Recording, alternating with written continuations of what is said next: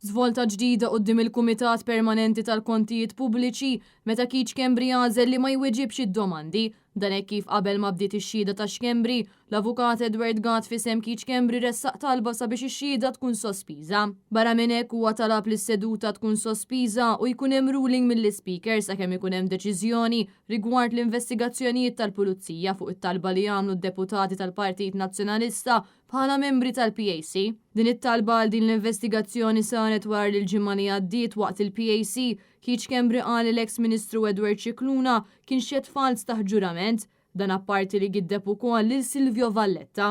Wara l din it-talba biex jiġi sospiża s-seduta ġiet miċħuda, l-Avukat Edward Gatt ressaq talba oħra quddiem il-PAC fejn fija talab lill membri tal-PAC biex ikunu huma li jresqu din it-talba lill-Speaker. Wara żewġ sospensjonijiet l-ebda talba ma ġiet aċċettata u għalhekk kellha tkompli xhieda ta' Kiċ Kembri. Hawnhekk l-Avukat Edward Gatt sostna li wara dawn id-deċiżjonijiet Kiċ Kembri ma kien se jwieġeb id-domandi għaliex jixtieq gwida mill-Qorti Kostituzzjonali.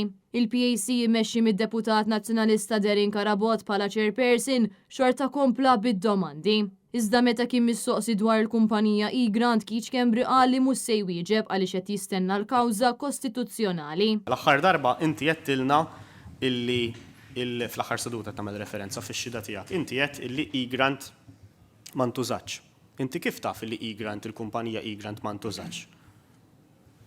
Nideċidi ma nweġibx minħabba l-kawża kostituzzjonali ħadd infetaħ within the next 2 days. Hawnhekk Derin Karabot spjega li l-unika każ fejn jista' jirrifjuta li jwieġeb domanda tal-PAC huwa meta xut ikun se jinkrimina lilu nnifsu. U għalhekk quddiem din is-sitwazzjoni ċ-chairman tal-PAC talab lill-Speaker biex jagħti gwida lill-Kumitat. Is-seduta kienet sospiża għal data oħra wara li jingħata ruling tal-Speaker. Fil-Kumitat ipparteċipaw ukoll Graham Bencini u Rebecca Borch.